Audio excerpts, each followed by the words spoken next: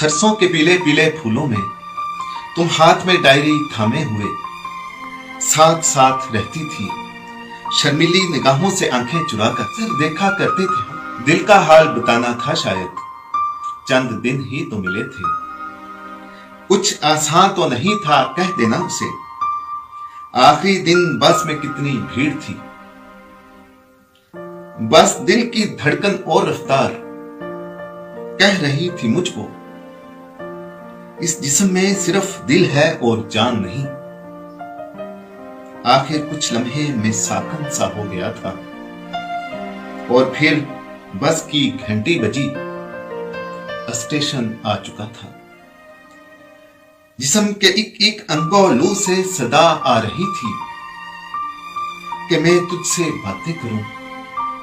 मेरी आंखों में नमी थी और स्टेशन आ चुका था।